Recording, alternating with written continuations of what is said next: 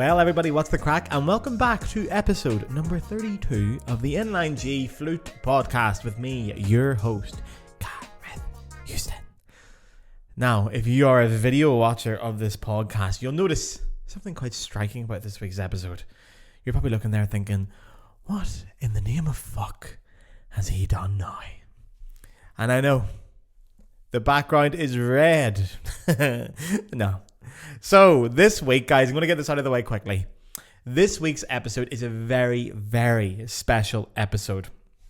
Because, first of all, it's being recorded very last minute. This is being recorded on Wednesday the 7th of February to go out on Friday the 9th of February, which is bang in the middle of Cologne Carnival. So, this week's episode is not really one that is going to interest flute players directly. There's not a lot of flute in this episode. I'm not going to lie to you, okay? Often we get episodes, not often, but occasionally we get episodes like this on the podcast because I think the subjects I talk about are still relevant to people who listen to music or who are flute players, and I do believe that with this episode.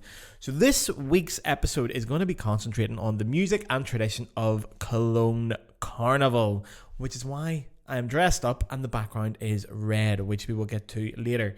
So we will be looking at what I think is the world's biggest party. So it actually kicks off tomorrow or yesterday for you guys listening. And yeah, I've got to edit this episode in the next few hours because as of Thursday at 11 a.m, probably earlier, I will be drunk for 6 days straight.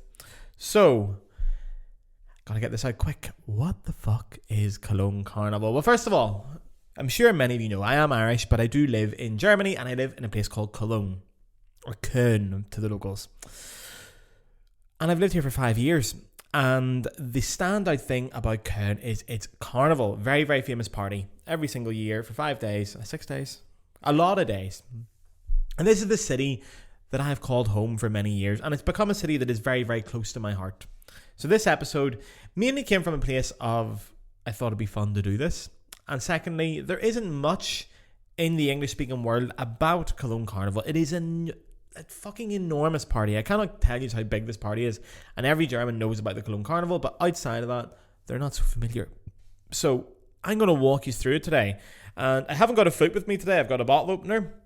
Oh my God. And I've got the Father, the Son, and the Holy Ghost of beer. And we're going to be trying all three of those throughout the episode. I'm probably drinking them all.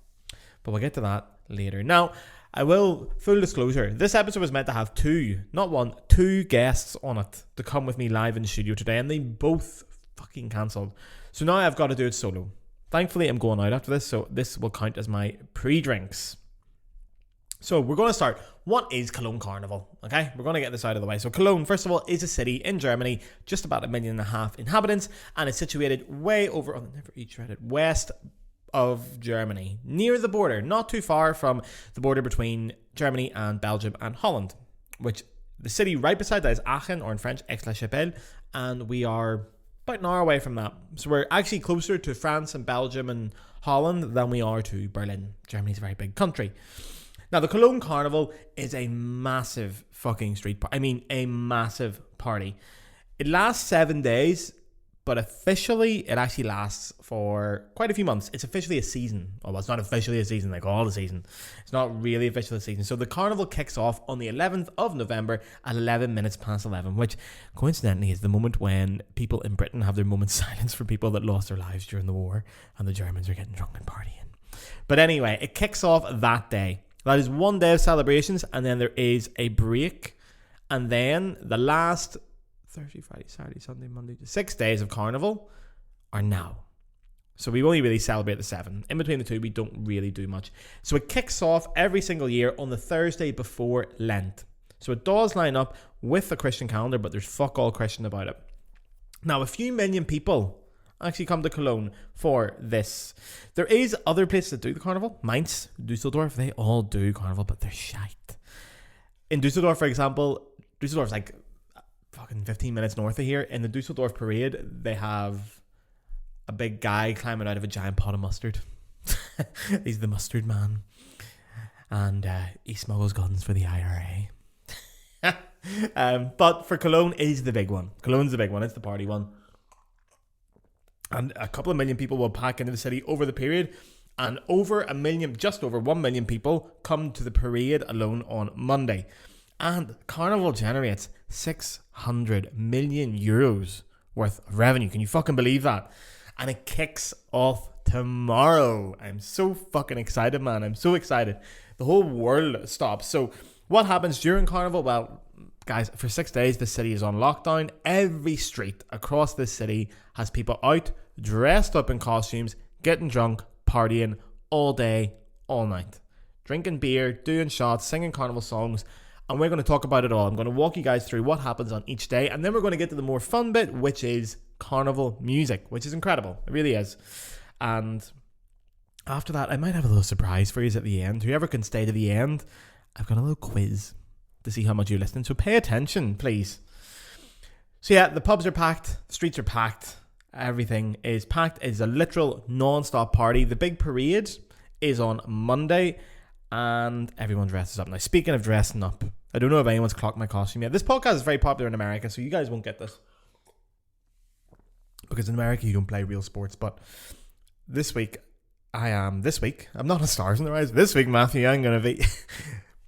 For Karneval today, my costume is a German footballer called Rudi Völler. You spell Völler Voller, but you have the two wee dots above the O, the umlaut. Or Rudi Völler, a lot of people know him as. He was a professional footballer that played for Germany in the late 80s and 90s. And is a very universally loved player. Great player, really fun guy. Played for Bayer Leverkusen as well. I've met him a few times.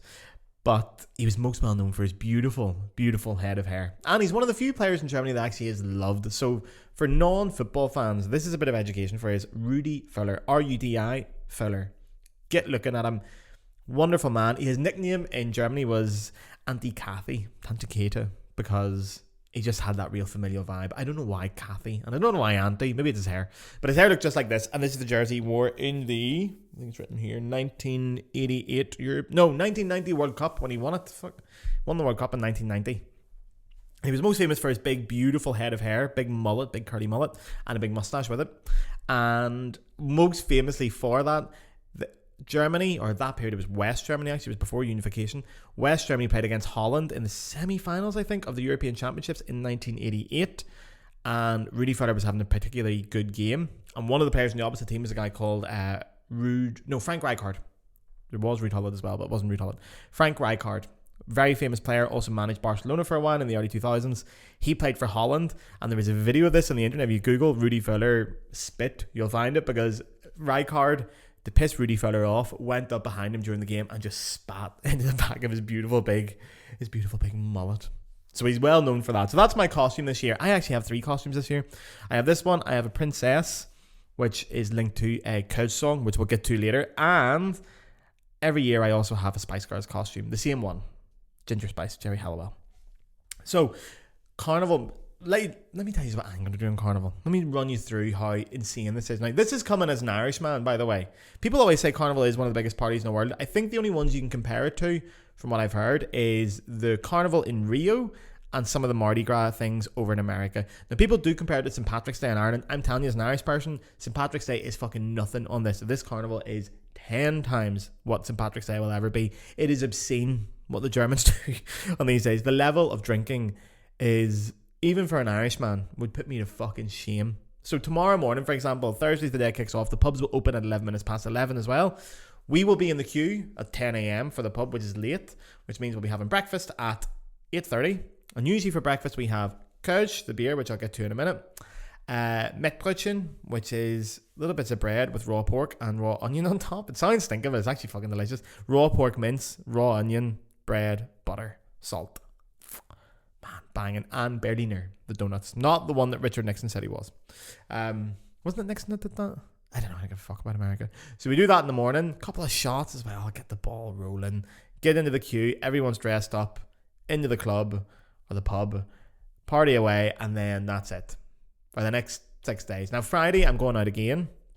Usually I can manage 2 days in a row. 3 days in a row is pushing it. So Friday, I'm going out in the evening with all my Irish friends. Saturday, I wanted to go out because it's a big day, but my football team, Bayer Leverkusen, who Rudi Völler also played for, have what is genuinely, I think, the biggest match in European football this weekend, because Leverkusen are top of the league There's 13 games left. We are top of the league. We have never won the league, and we are playing the team that is second in the league. If they beat us, they will go top. If we beat them, we will go quite clear. This could be the first time in our 120-year history that we could win the league. So we have a huge game on Saturday, so I'll be going to that and getting very drunk. Apparently, you can dress up at the game. So I might use this costume because I know Rudy himself is going to be at the game. He works there. He's one of the directors. So I'll keep you updated on that. And then Sunday, house party. Monday is the parade. And then Tuesday is, for me, not much. Now, the beer. Now, you might be thinking, Jesus, Gareth's hands have grown. He's become a very big boy. That pint is very small in his hand. It's not. It's not, don't worry. This is Kölsch. This is the local beer in Cologne. Kölsch, it's pronounced like Köln. O with an umlaut is Sorry, I don't know what it is, but it'll be gone soon. It might take me with it. Oh, I fucked up that punchline. Kölsch. It's a beer. So it's the local beer of the Cologne region. There's many different brands of it. I don't know how many, to be honest. Hundreds. Well, not hundreds officially, but unofficially there's hundreds of different makers. Oh, that fixed it. But it is the local beer, Kölsch. So it's served in 200ml glasses. Now, you get this in a pub. If you go to a pub in Cologne, you order a Kölsch, you get one of these wee ones, which broke my heart the first time I got it, because I was expecting the first time in Germany, I was like, oh, I want like a big mass, one of those big like liter things that you see. That's Bavaria. That's not this region, unfortunately. So you get these wee ones, and I was like, man, what the fuck is that? That's a wee test tube. You couldn't even piss in that. But it's actually very clever what they do. So they pour it in these small glasses so it stays fresh and the bubbles stay in it. But the minute you're finished, unless you put your beer mat on top of the drink, the servers will come by and automatically switch and give you a new one, and they are lightning quick. Because these go down so easy. They're lightning quick. And they take your beer mat and they write down how many you've had on it. They're like €2 for a wee Kölsch, and you hammer them into it, and before you know it, because they go down so smooth, you hammer them into it, before you know it, wow, we'll see where that goes. So I've brought a selection of Kölsch with me today, because they were meant for my guests, who didn't fucking turn up. So I've got Gaffel Kölsch, Gilden Kölsch, and Früh Kölsch. Gaffel's my favourite. I'm a big fan of Gaffel. Gilden's not bad. Früh, I think, tastes like pish, but it's the most popular. And it supports Bayer Leverkusen, so I'm here for that. So Kölsch is the beer. Kölsch is also the name of anything that comes from this region. So you can have the Kölsch language. To be a Kölsche Jung is to be a person or a boy or a lad from Cologne. Kölsch is an adjective. It's like Irish. But the beer is just called Kölsch. It's actually called Kölsch beer, but nobody says the beer. We just say Kölsch and Kölsch. So that's Kölsch. It's fucking delicious. It's kind of like a lager. It's very light. I think it's a top fermented lager, if anyone knows what that is. I should probably Google that, but so that's what I'm drinking. Now, I'll be drinking a lot of these through Karneval. Also in Germany, these are so cheap. Beer in Germany, man, is so cheap. The bottles here, they're 500ml bottles, so nearly a pint.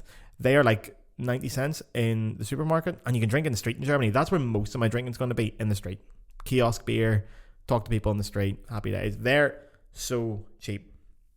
And when you bring the bottle back to the supermarket, there's a wee machine you put it in, and you get money back on it for bringing your glass back. I can't remember how much it is for. I think for bottles it's 12 cents, and for plastic bottles it's 25. That's glass. Glass is cheaper. Anyway, it's a great system. And then over there we have some shots, which I'll get to later. At some point. I'm going to drink this now. Hang on. I just need more Kölsch. So I'm going to give you a brief history of Karneval. I'm going to run you through it. Game plan and all. This was going to be such a fun episode, but now it's just you and me and a couple of bottles of Kölsch. We'll get through it, lads. We'll get through it. Oh. That's like a fucking ice cream. So I'm going to give you the story behind Karneval. So it is in a few cities in Germany, mainly Cologne, Mainz, and Dusseldorf. All in this now. All those cities are Catholic cities, and that's the reason why Karneval is there. But it's not directly religious.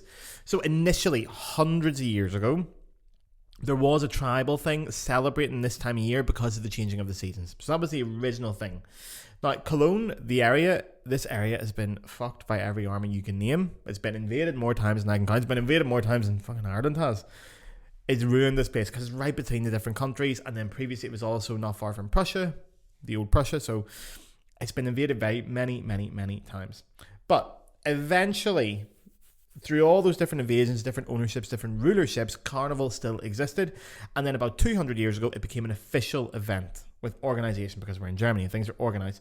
So it's not religious, but the reason it is in Catholic cities is because the church made people do Lent. So I'm sure a lot of you Americans, I think Americans are usually Protestant, aren't you? British people are Protestant. Most of Germany's Protestant. France, Spain, Italy are Catholic. But this part of Germany's Catholic. Lent, the Protestants do Lent, don't they? Do they? Aye, they do. All Christians do Lent. Yeah, you know what Lent is, and you go off something. It's a fast. You pick something to go off, like every major religion has one. So that's why Carnival existed. It's up to the days of Lent. So initially it was an idea that you get all your sin, all the things you need to get out before Lent starts. So you just blast it out.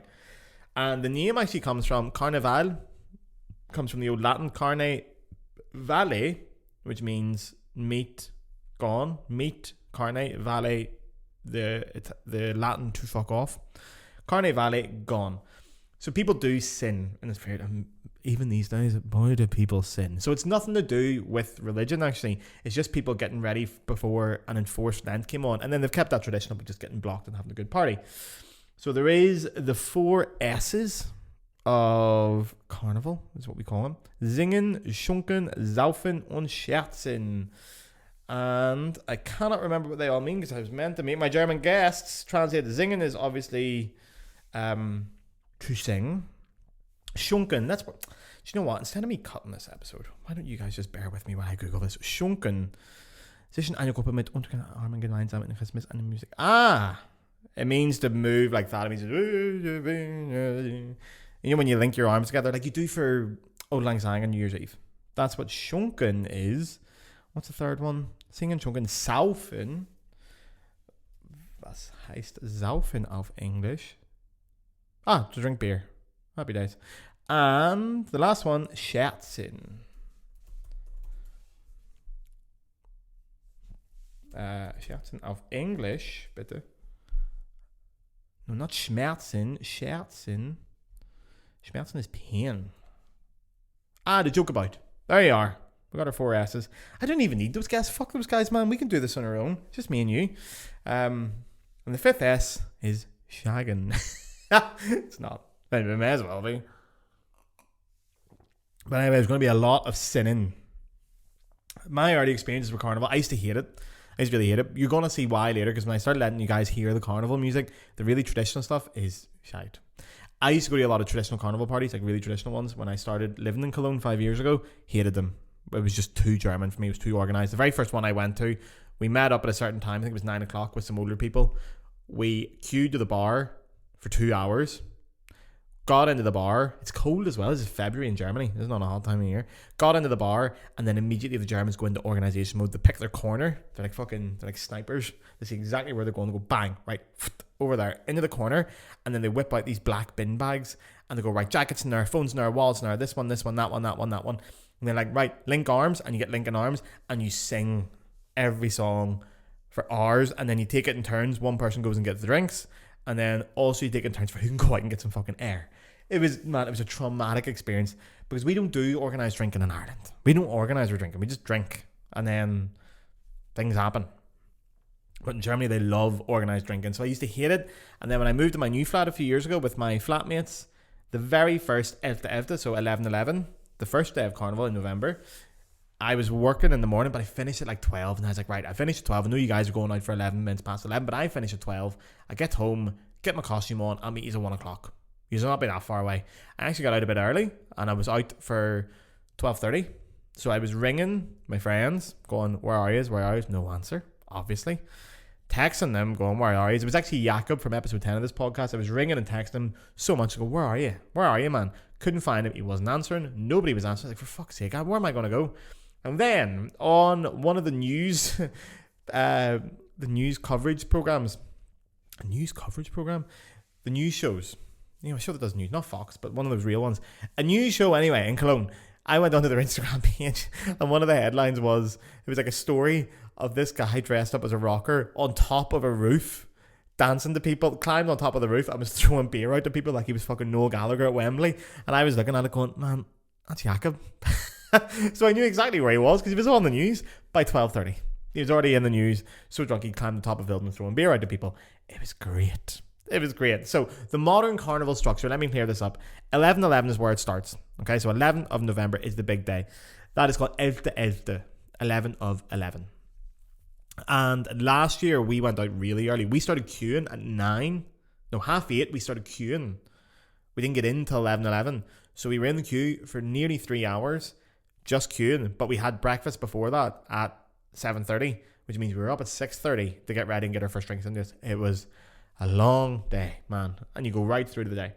But 11/11, you take a break. Now, the real hardcore people, they will still like celebrate carnival, do preparation events, learn songs. They do these things called Sitzungen, which are like shows with dancers and all that. There's hundreds of organizations for carnival, like little groups, hundreds of them in a city of just over 1 million people. But fast forward to this carnival session. So Carnival Thursday, where it all kicks off, is Weibernachtfest, which is basically women's night. Traditionally, it was a night where women could go out and do their carnival. Even, you say traditionally, it's still quite common with a lot of like families where that'll be the day they go Thursday, right? Dad'll look after the kids, women go out and get pissed with each other. It's also called Fat Thursday. And they have this weird tradition, I didn't know this until recently, that if you wear a necktie in Cologne at any point over the Thursday, a woman has the right to come up and cut it off with scissors. I didn't know that. And then they give you a butje. And I learned a butje is a wee smooch right on the cheek. I'm sorry to the audio listeners if that was very jarring. So that's your Weibernachtfest. That's on the Friday. Now, Friday starts a wee bit later. We don't start 11/11 on Friday because we're all hungover. Had a long day. Now, there's not really many traditions on the Friday. Friday's it's not a chilled out day because a lot of people work. So that's their start of their weekend. But Friday doesn't have a specific day. But Saturday does. Saturday's the next one. That's called Carnation Saturday after the flower.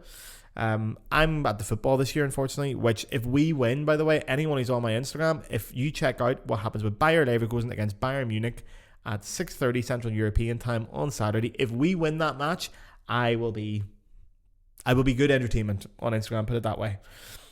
Sunday then, fast forward to that.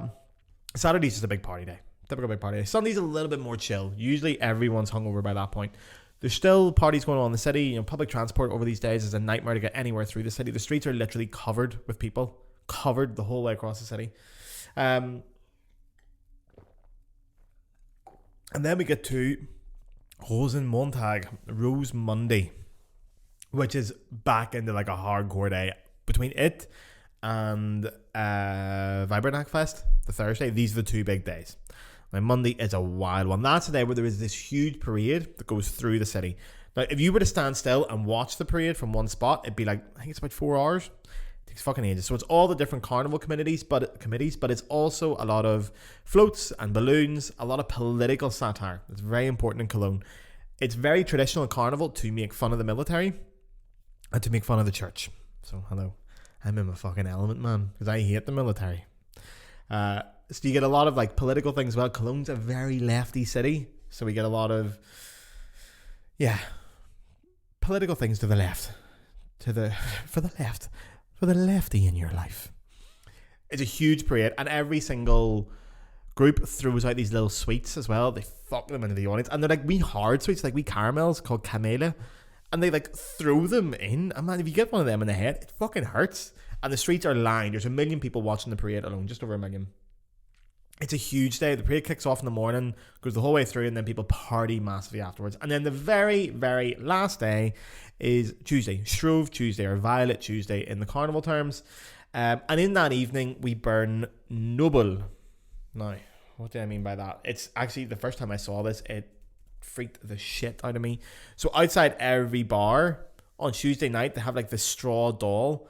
Like they make it out of like, it looks like a, what do you call it, a scarecrow. It looks like a scarecrow with clothes on, human features, and they put it on top of the bar. It's every bar in the city nearly. And then just at the end of the night, just before midnight, to signify the end of it all, they burn him alive. Well, he's not alive, but he's meant to be someone.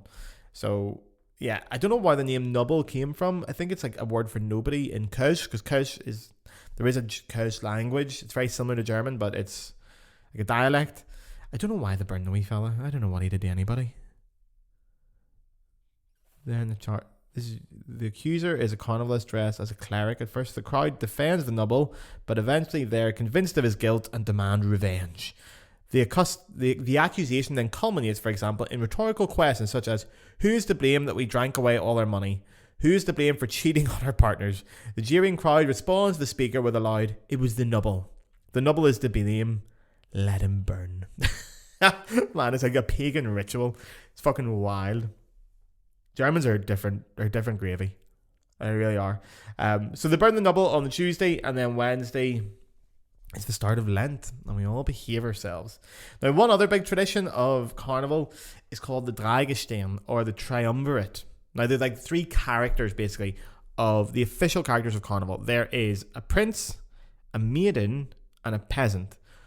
Now, this is a weird thing. These three characters are still there. Now, they're normal people. They're selected every year by the committee. Loads of people apply. Normal lads. Always lads. Even the maiden has to be a guy. The only time it wasn't a guy was when the Nazis were ruling, and they insisted it was a girl because they were offended by the idea of a guy doing it. And then people in Cologne kicked off so much that the Nazis said, right, well, let it be a guy, but he's not allowed to have a beard or a mustache, and he has to shave his legs. True. But now it's all guys, three lads. So the committee chooses them. For a lot of people, like proper Cologne people, this is like the dream of a lifetime to be one of these characters. So what you do is you do 400 events overall, because the official carnival season, as we said, is from 11th November right up to now. So in that, it's still officially carnival. So there'll be normal people with normal jobs. They will quit their jobs those 4 months, and they will have full-time jobs dressed up in these outfits of a prince, a maiden, and a peasant. And they will go to different bars, different schools, community events, newspapers, etc., etc. And they'll go and just be themselves and play some characters, and yeah, that's it. Hand out sweeties, give people drinks, etc., etc. People love it. Now, 400 events over the months. 400 events, 12 hours a day. They have their own cars that drive by Cologne. You see them all the time. They're driven about. A couple of years ago, they met the Pope. They went to see the Pope. Fuck me. But you have to pay to be it. So if you get selected, you have to pay. Now, nobody knows the exact figure of this, so it's hard to find this out. But the costumes you have to buy, and they're yours to keep. But the costume of the prince, for example, costs 15,000 euros. Also, during that time, you're not getting paid. So all the money you're losing from your job, because you're doing this for 4 months straight, and every bar you go to, you have to buy the entire bar their drinks. So the three of them split the bar tab at the end of the night. So people think it does cost well into like 30, 40 G's for that period. So that's the maiden, the priest. No, the maiden and the priest. Iron Maiden. The prince, the maiden, and the peasant. The Dragenstern, or the Triumvirate. So that's basically all there is to know about Carnival. Let's get into the music, because this is what we're here for. This is a music podcast. So in the last 10-15 minutes, depends, right? Let me get somewhere that's close to me, guys. That's a really nice Kölsch, right? I'm going to open the Gilden Kölsch. I'm going to tell you what I think of it. Also, Gaffel Kölsch. I'm turning the bottles towards you guys so you can see the labels. But in the back of the label, there's an FC Köln logo looking at me, which is the rivals of my football team. It's the football team of Cologne, but I don't support the team in Cologne because they're bastards. And looking at that logo is annoying me. But anyway, next Kölsch. So here, I'm pouring that a bit, but never mind. I thought I was pouring that better, but I'm really not. Next Kölsch is Gilden. Jesus Christ. Not winning any awards. Not winning Barman of the Year. Right, music. Now, I cannot describe to you how insane carnival music is. There is over 10,000 recorded, released carnival songs, not including all the ones that aren't recorded and released. 10,000 for a city of just over 1 million people, a small community. There is like hundreds every year. Hundreds. It's unbelievable. So I'm going to walk you through Cologne Carnival music, and then I'm going to play some for you guys, and I want you guys to tell me what you think. You can't tell me what you think. I wrote that. I wrote that in the script for the other people who were meant to be in this podcast, but they're not here. Fuck them. Right, so Cologne Carnival. Do you know what? I'm going to have a shot.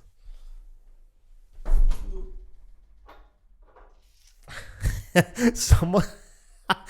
I'm really not even drunk yet. Someone commented on one of my older videos saying it's a wonder that I have drinks up here, especially in episode 10 with Jakob. We had so many cocktails, and the steps over there look really steep, and we're wondering we didn't fall down them.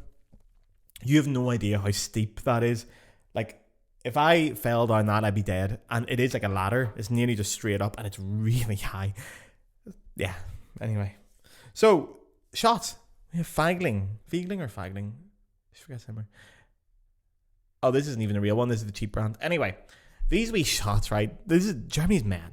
Germany's mad. Germany's lost the run of itself. Alcohol is so cheap here. These are 49 cents. Now, I think for my American friends, $1 is the same as €1 and a cent is a cent. Essentially, it's 1 for 1. So 49 cents these cost. And they're in the supermarket, and they're at the bit when you're going through the supermarket and you pay, and you know the way just at the till. What do you guys call a till in America? You can call it till. Where the cashier sits. Checkout. Yeah, checkout. So just at the checkout, you know the way you have like your little chocolate bars and your little things. You go, oh, I have one of them. Lovely. Germany is filled with these and cigarettes. These cost 49 cents. Now, they're quite weak. They're only like 15%. And there is a traditional way to drink it, which I'm going to make a mess of this, but you get a lot of these in Carnival. So, So you put the thing on your nose, and it stays, and then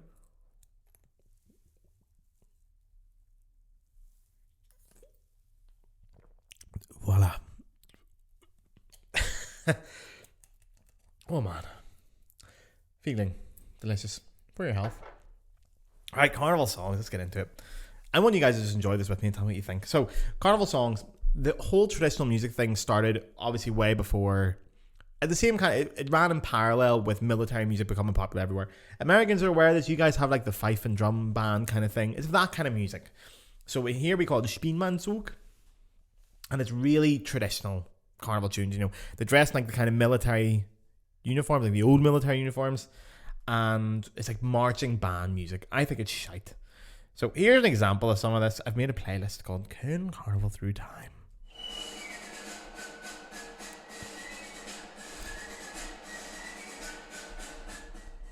Shite.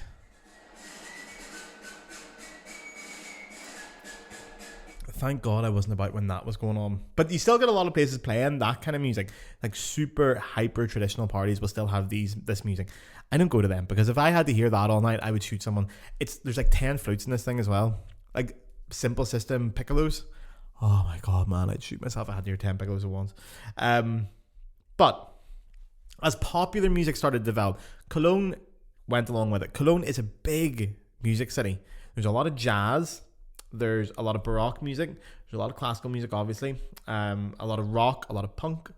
It's a huge city for music. Karnheinz Stockhausen was here for a very long time. The most famous composer from here would have been Offenbach, who wrote Orpheus Unfair, what do you call it? Orpheus in the Underworld, and the Can and all that shit. That's all Offenbach. And what's the other one he wrote? La Belle Hélène. Oh, it's fucking great. It's a great one. Do you like that one about the robot? Fine. No. Yeah, sorry. Anyway, Cologne's got all kinds of music. It's a huge music city. Still is a huge music city. So it goes hand in hand. As popular music develops, the influence bleeds into carnival songs. Now, to make it a carnival song, you really just need two things. One, it has to be sung in Kölsch. Not in English or Deutsch. Not in German. Kölsch. It sounds very like German, but yeah, how do I describe it? It sounds like German and Dutch mixed, if anyone really knows what that is. And a little bit of French thrown in.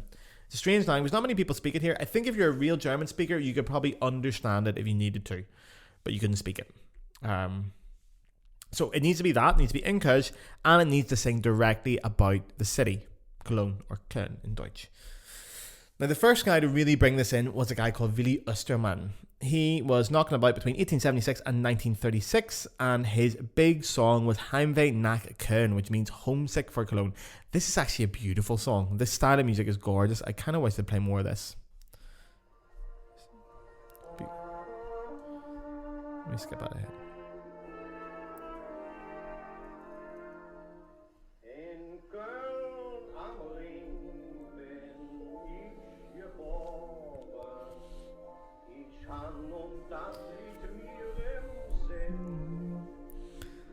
Sorry, I can't play too much of that because I get a copyright strike. But that is where, finally, carnival music started to be something that wasn't marching music. Now, this is early 1900s, and it changed everything. Suddenly, artists were like, oh shit, we can do that now. we can start making other things.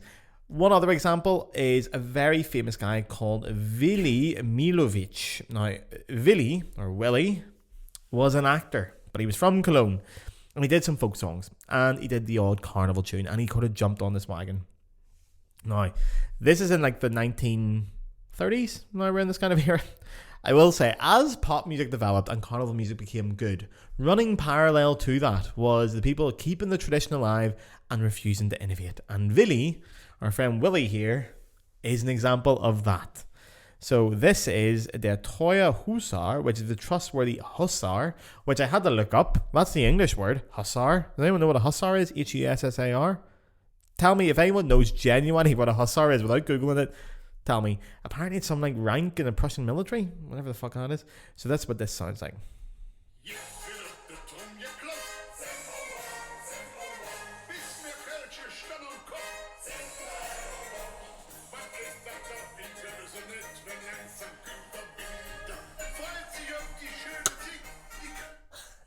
So shite. So you can see as music got good, there's still people like Willy knocking about. But I found a website where they categorized all the top songs by decade, and the most popular carnival song pre-1970, for everything from 1900 to 1970, was a song called Ich will keine Schokolade by Trude Herr. And Ich will keine Schokolade means I don't want any chocolate. It actually is great. I really enjoyed this tune. I'd never heard this before. You don't hear it at carnival parties anymore, but I'll give you a little go.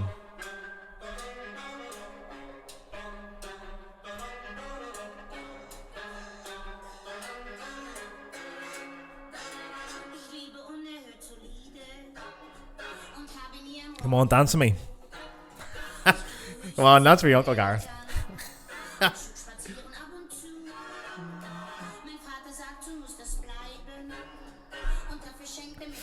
So that was the biggest song pre-1970. I could play that all day. See, when I'm done with you guys here, I'm going straight out to party. I'm going to have a great time telling people I don't want any chocolate.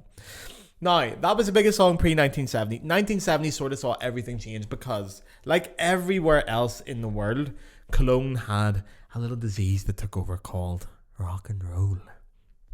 So the 70s saw the rise of rock music. Obviously, Led Zeppelin were the band that sort of pioneered that for a lot of people. They were basically, Zeppelin ran from the 70s. Essentially, you can think of Zeppelin as the 70s and the Beatles as the 60s. The Beatles basically 1961 to 1970. So the Beatles started obviously rock and roll, but then it got a bit heavier with Zeppelin.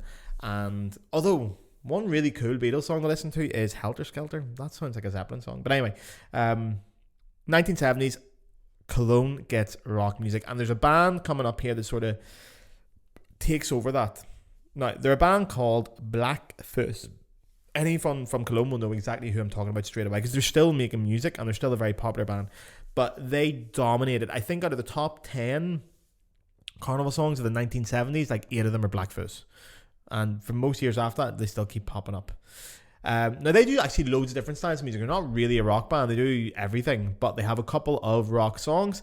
And the biggest song of the 1970s, and you can hear the evolution of music here, thank God. And this is the kind of music you will hear in pubs today. The biggest song in the 1970s for Cologne carnival music was Drink doch eine mit. I'm not saying that in the Kölsch accent, but that means have a drink with me. Something like that. It is a nice song.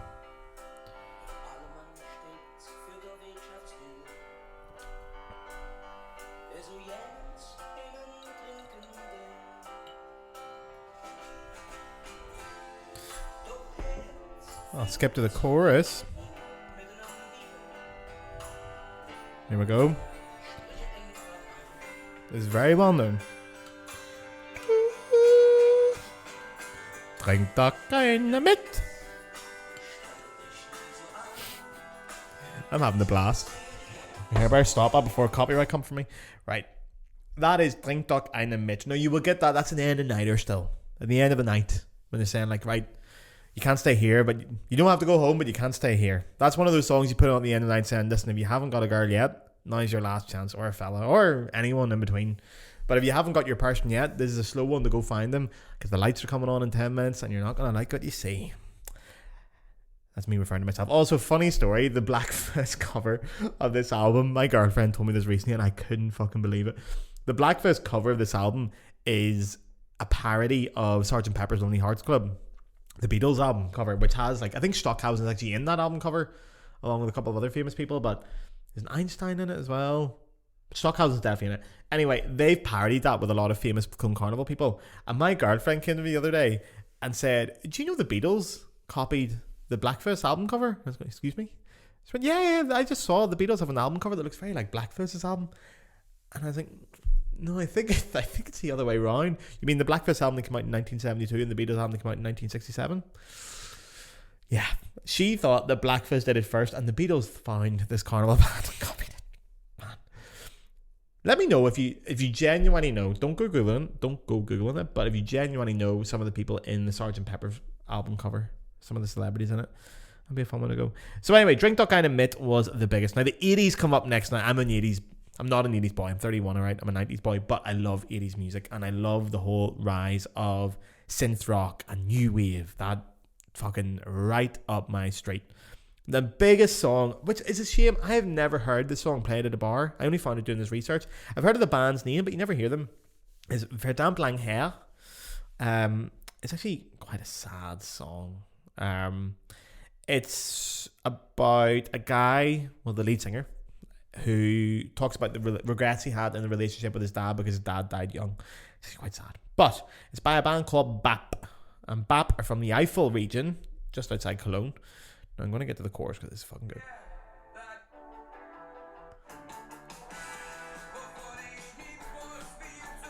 Now you're talking my language.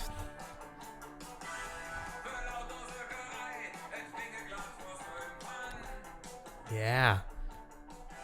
So BAP brought this song in Kölsch. They were a band that sang entirely in Kölsch. Never released a single German song. And what a song it is. They also were part of the revolution, the music revolution and the cultural revolution called Arsche Hu, Asses Up, which was a rise against far-right extremism, racism and homophobia, and is still going today, which I'll talk about later. Now, with the light must come the dark, unfortunately. Because the 80s also had that fucking damn rat that never goes away. Traditional carnival music still alive and alive. Now there's one band, and it's two people's names. It's two names. The first name is Klaus, obviously. Klaus und, and I'm going to give you guys 5 seconds to see if you can guess who you think it is. Klaus und. Anyone? Yes, you're right. It is Klaus und Klaus. And these guys are the definition of dog shit. And the second biggest song in the 80s was Da steht ein Pferd auf dem Flur, which is, it's Kölsch again. It means there's a horse standing on the floor. Klaus, geh mal zur Tür, es hat gebimmelt.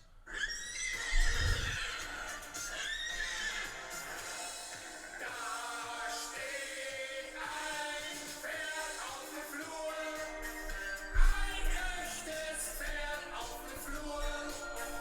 Ja, ein Pferd auf dem Flur. Das ist so niedlich. Da steht ein Pferd auf dem Flur. Ja, ein Pferd auf dem Flur. I'm sorry you had to hear that. But if I have to hear it, you just have to hear it. Oh man, if you could see the album cover of this. And Klaus and Klaus quite famously also had another song. See if anyone recognises this. The fucking Robin Bastards.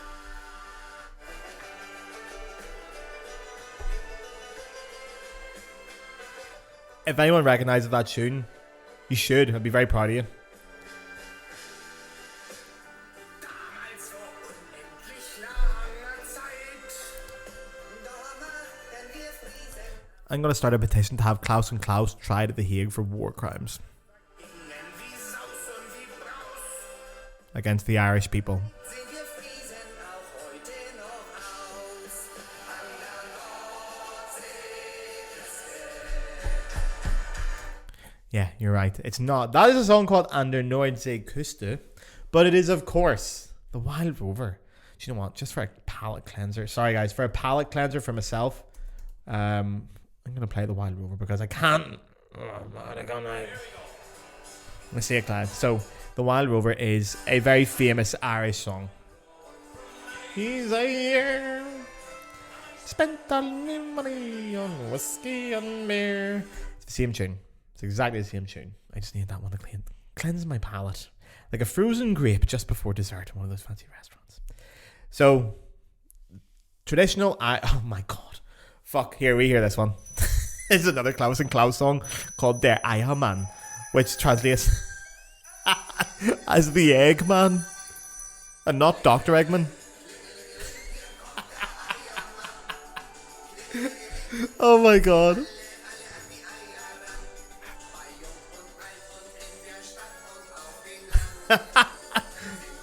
Oh man, Klaus and Klaus, so good they named him twice. Oh, ach du dickes Ei. That's what the album's called. Oh, you fat egg. Right, anyway, we're going to get moving on here. I can't spend all the time on Klaus and Klaus. 90s. Now, it's a shame because the 90s is a great era of music, but it seems like Cologne just didn't get the memo on that one because all the great Cologne stuff comes after this and before this. But the 90s was kind of shite. Heuber are one of the big bands. The top song was this one. Oh, Jesus Christ. Den Ven et Trömnische Jeet. And I have no idea what that means. I don't do Kölsch. I was meant to ask my friends.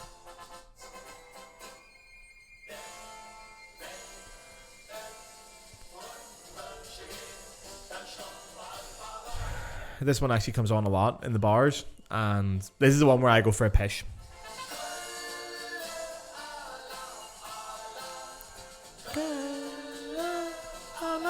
Okay, Köhle, a laugh is the words of that. Köhle is the Kölsch word for Köln, which is the Deutsch word, the German word for the English version of Cologne. Jesus Christ, I got there in the end.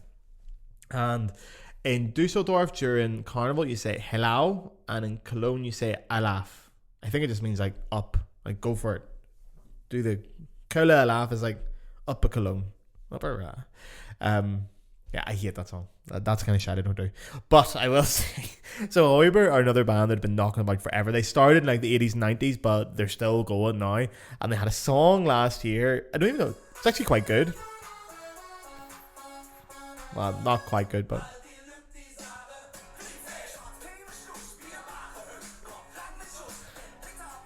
Now, I hope I don't get cancelled for saying the name of this, but I didn't write it.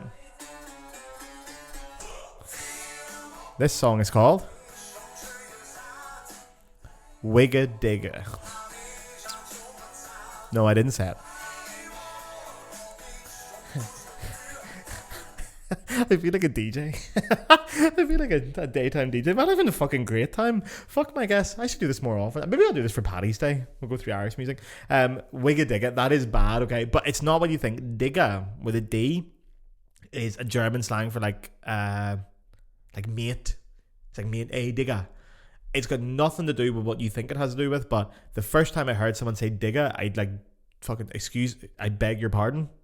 But it's not they're not going down that route, but wigga digga is this close to getting cancelled. You're treading on thin ice if you're trusting people with a few drinks in them to make sure they stick to wigga digga and don't let a little tongue slip. But anyway, in the 90s, what was the other big song? Oh god, I'm gonna have to play this, aren't I? Right, I haven't said one very famous band. Cologne people will hate me for this, but there was a very, very famous Cologne band called Hörner. Hörner have been gigging since the 70s and 80s. Now, Hörner are still gigging now, still making music. They're huge, probably the biggest band in carnival music, but they didn't really start to kick off until the 90s and especially the 2000s. And people are like, oh no, Gareth, that's not true. They were big. They're actually not. They're big. Their first big breakaway single was this. I'm going to play this briefly, and I'm going to make sure, I want this as a warning, and I want a disclaimer, for myself in here. I am doing this against my will. I do not play FC Köln songs lightly on this podcast. I'd rather fucking die than listen to an FC Köln song. Fuck FC Köln, the football team. But for educational purposes, I will push through. So this was the second biggest song of the 1990s in Cologne Carnival.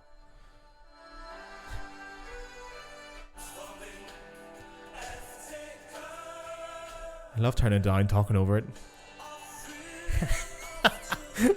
Like a Jeep DJ. I'm not singing it. Okay, I'm stopping because I can't do that anymore. But that is their big. That's when they started to break out in the late 90s, and that was a song which has now been adopted by the football team here, FC Cologne. Now let's move on. How fucking much? How long have I been talking? Right, here we need to get this wrapped up. Right, we're gonna go blasting through 2000s. This is where it gets good, lads. This is where it gets good anyway. Right, so 2000s, one new band comes on the scene, and they're called Brings. Spelled as you'd think, bring, as in bring me a pint, but with an S on the end. Bring me a pint. Brings are a rock band, and they actually all wear tartan. That's their whole like shtick. And they're named because they have two brothers, Peter Brings and Peter Brings his brother. I don't know his name. Peter and Peter's brother. They really exploded in the 2000s, and they're still massive now. They're one of the big bands. So the biggest song of the noughties, which is 2000, 2010. Americans don't say noughties, do you? What do you say? We say naughties, but it sounds like you're naughty. But it's not. The naughties like 2000 to 2010 because it's not. But you guys say zero. What do you guys say then for naughties? Anyway, 2000 to 2010, the biggest Cologne Carnival song was Nur nicht aus Liebe weinen.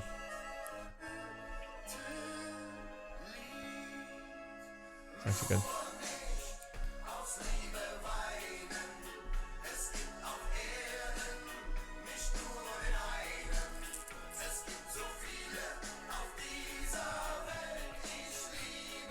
I think it gets faster.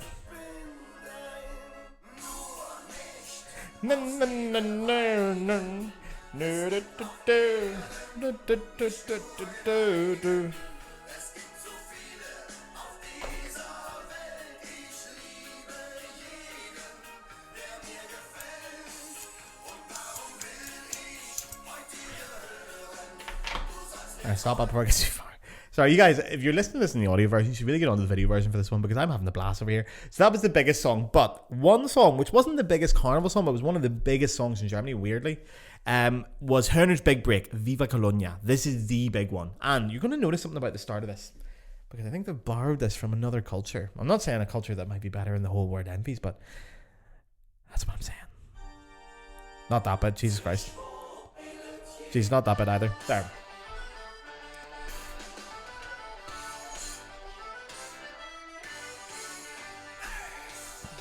I mean, hello, that's obviously Irish music. But who can blame them for wanting to take that?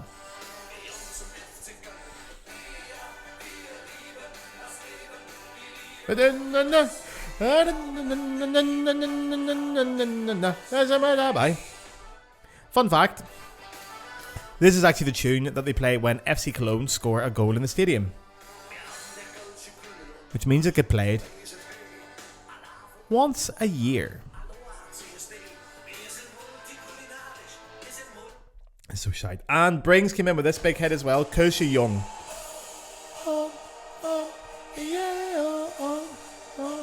One of the big things about carnival music of the 2010s to now is we have a hook that is vocal. So you can sing along, something to do or whoa whoa whoa to.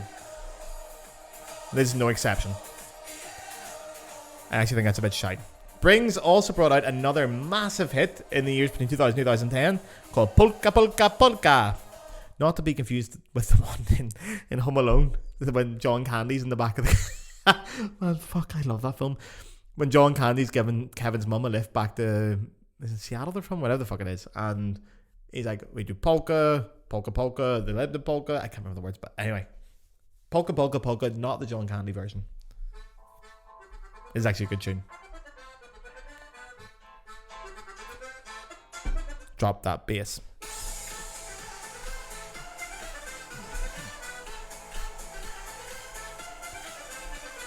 Get emotional.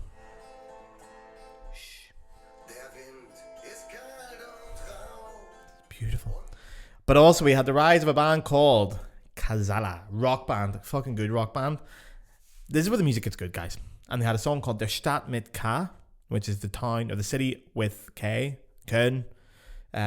Good song. This actually rocks.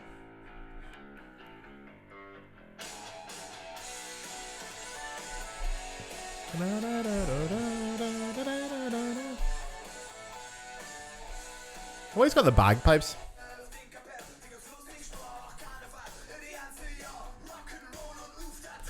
Think Linkin Park.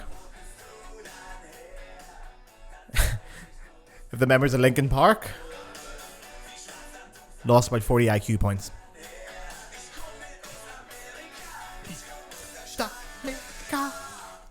And yeah, loads of great tunes. Now, my favourite band actually popped up in this period. They're called Queerbeat. Queerbeat genuinely fucking rock, and it was my dream to get one of the lads from Queerbeat in this podcast. So Queerbeat, they're kind of, have you ever seen Snarky Puppy? If anyone's familiar with them, they're like a big brass band that do brass band with electric guitar, drums, bass guitar, singer. So they mix those two styles. They're like a rock brass, not even rock, like a party brass band. They're fucking amazing, and they got some big tunes. I suppose Niemeyer Fastelovn is a big one. Guten Morgen Barbarossa Platz, that's good. Barbarossa Platz is a place in Cologne. It's a Platz named after Redbeard Platz.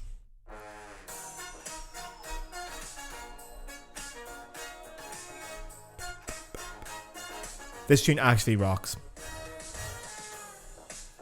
I'm so excited for the morning, guys. I'm gonna have a blast tomorrow. Right, and that ends us for the 2010s. I'm gonna bring you up to the last 4 years. There's not much going on, to be honest. One of the big, I have to tell you this one. Sorry, let me get this beer open. One of the big songs is Prinzessin, which means princess, by Hörner, the same band I was talking about earlier. But Hörner's lead singer was a very famous man with the third best mustache in Germany after Rudi Völler and myself, a guy called Henning Keutmacher. He left Hörner. I actually met him. Didn't meet him recently. I was at a wedding recently and we had like the after party at a really fancy Michelin star restaurant, and he just came out with an acoustic guitar because he was a mate of the bride's dad, and came out and played a tune. And his mustache is still looking well. But anyway, he's left, and Hörner have taken away from their roots and they've went a bit poppy. But they had a song called Prinzessin, which talks about a princess and a crocodile.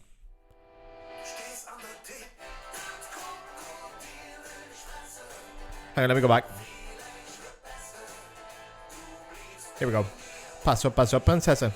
Pass up, princessa. The crocodile and the pheasant.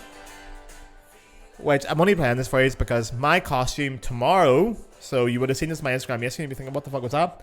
I'm a princess and my girlfriend's going as a crocodile, because obviously if there's a crocodile and a princess, Gareth the princess. I'll let that play. Hopefully I don't get stung for copyright.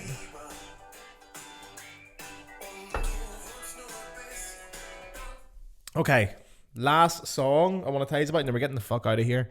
58 minutes, yeah, we're perfect time. I didn't even do the Patreon read. Fucking you do that. Last song. So I'm going to end this on quite a semi-serious note, which is not very fitting. There is a new carnival song every year. There's a couple of new songs, and then we sort of unofficially vote for the best one, and it gets played a lot. Now, this year's one, there's been quite a big scandal in Germany recently. This is where I'm going to let my political side out. Quite a big scandal with a party called the AfD, which stands for the Alternative für Deutschland, Alternative for Germany. They're a hard right political party, and it came to light recently that they've been having secret meetings, where in those meetings, because a journalist went undercover and broke the story in November. The story only broke a couple of weeks ago. In these meetings, they proposed that anyone who was, even if they were a holder of a German passport or they were a citizen, if they were not ethnically German, they would be sent to Rwanda for a camp to learn to be German, probably for a few years. I thought, Germans in camps. I think I've heard this one before. I think I know where this one ends. But to be fair, when the story broke, Germany mobilized. Man, like in Cologne, we had 2 protests in a week, over 100,000 people at each one. Hamburg had 200,000 people or something stupid. Berlin, Dusseldorf, every city in Germany had massive mobilization just to say, fuck the AfD, they're not getting here. No. And the whole slogan was Nie wieder, which is never again. We're never letting the thing they had, letting the Nazis happen again, which is great. They should be at that, and it was actually very inspiring to see, and it's one of the reasons why I'm so proud to call Cologne my home city now, because when things matter, things like that, serious political issues, Cologne stands up and gets counted. People in Cologne do stand up for their rights. They're very open. They're very LGBTQ plus friendly, very open to different races and different nationalities, etc., etc. Refugees, we took in a lot. So this year's carnival song is by Queer Beat and Brings and a rapper. Look at the annoying, I think you call him. Anyway, the song is Kein Kölsch für Nazis, which I'm hoping by this point you guys will understand. But Kein Kölsch, the beer, for Nazis, I think you know what that means. No Kölsch for Nazis. Sorry. Here we go. Kein Kölsch für Nazis.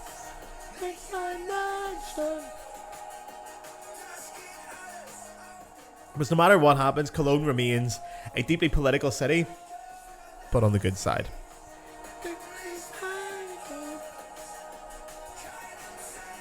Guys, thank you for joining me on this journey. Now, before I go quickly, okay, Patreon. There is a Patreon. You know what the crack is. Patreon.com/the Inline G Flute podcast. You can sign up to support the podcast there. But don't go anywhere. The quiz is coming. Don't go anywhere, okay? Patreon.com/the Inline G Flute podcast. You can sign up there to the podcast. You can support the podcast. It's £5 a month, €5, $5, £5, wherever you are. You don't get any extra content, but you will get some early access to episodes and you'll be able to ask new guest questions. Now, I will let the cat out of the bag as I've had a drink. Sophia Neugebauer is next week's guest. I went to Luxembourg specifically to interview her. We had an amazing time. There's some great clips already made.